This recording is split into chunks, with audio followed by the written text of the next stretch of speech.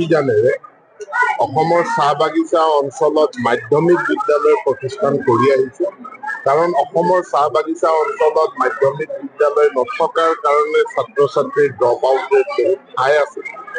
তেওঁলোকে বহুত দূৰলৈ যাব লগা হৈছিল। প্ৰাথমিক বিদ্যালয় আছে, লোৱাৰ প্ৰাথমিক বিদ্যালয় আছে, কিন্তু আপাৰ প্ৰাইমেৰী আৰু হাইস্কুল চাহ বাগিচা অঞ্চলবিলাকত নাছিল। আৰু সেইকাৰণে চাহ বাগিচা আদৰ্শ বিদ্যালয় প্ৰতিষ্ঠা কৰা হৈছে। 116খন বিদ্যালয় ইতিমধ্যে চলি আছিল।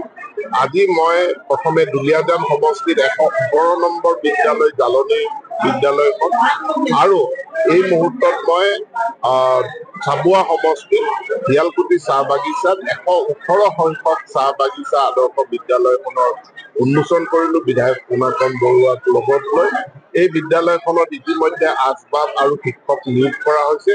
অহা সোমবাৰৰ পৰাই ইয়াতে নিয়মীয়াকে নামভৰ্তিৰ প্ৰক্ৰিয়া আৰম্ভ হ'ব আৰু এইটো শিক্ষা বৰ্ষৰ পৰাই ছাত্ৰ ছাত্ৰীয়ে শিক্ষা লাভ কৰিব।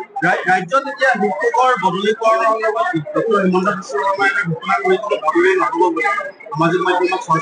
সেইটো প্ৰস্পেক্টিভ। যেতিয়া ভৱিষ্যতৰ যিবিলাক শিক্ষক নিযুক্তি হয়, আমাৰ যেতিয়া শিক্ষক নিযুক্তি হয় এখন জিলা ভিত্তিক হয়। জিলা ভিত্তিক হোৱাৰ কাৰণে তেওঁ বেলেগ জিলালৈ বদলি হৈ যাব বিচাৰে, কিন্তু ইয়াৰ ফলস্বৰূপে এনেধৰণে শিক্ষকক বদলি দিয়াটো আমাৰ কাৰণে অসুবিধা। সেইকাৰণে মাননীয় মুখ্যমন্ত্ৰী ডাঙৰীয়াই কৈছে যে স্কুল কেন্দ্ৰিক শিক্ষকৰ পদ, আমাৰ যেনেকে মহাবিদ্যালয়ৰ শিক্ষকৰ বদলীকৰণ নহয়, তেওঁলোকে যি মহাবিদ্যালয়ত চাকৰি পাইছে একেবাৰে ৰিটায়াৰমেণ্টলৈকে তাতে থাকিব লাগে। এনেকে একাংশ বিদ্যালয় যিবিলাক দূৰৱৰ্তী অঞ্চলত প্ৰতিষ্ঠিত, ৰিমট এৰিয়াত থকা বিদ্যালয়সমূহৰ কাৰণে বিদ্যালয় ভিত্তিক শিক্ষক পদ সৃষ্টি হ'ব, নিযুক্তি হ'ব, গতিকে যাতে তেওঁ সেই বিদ্যালয়খনৰ পৰা আঁতৰি যাব নোৱাৰে। অসমত চাহ খেতি কৰিবৰ কাৰণে ব্ৰিটিছসকলে ভাৰতৰ বিভিন্ন ঠাইৰ পৰা চাহ শ্ৰমিক আমদানি কৰিছিল। ব্ৰিটিছৰ ৰাজত্ব কালত চাহ বাগিচাত কোনো স্কুল কলেজ নাছিল। ভাৰতে যেতিয়া স্বাধীনতা লাভ কৰিলে, স্বাধীনতা লাভ কৰাৰ পিছত স্বাধীন চৰকাৰৰ দিনত, কংগ্ৰেছ চৰকাৰৰ দিনত প্ৰাথমিক বিদ্যালয়বিলাক স্থাপনৰ অনুমতি দিয়া হ'ল আৰু বাকীবিলাকে প্ৰাথমিক বিদ্যালয় কৰবাত লাহে লাহে আৰম্ভ কৰিলে।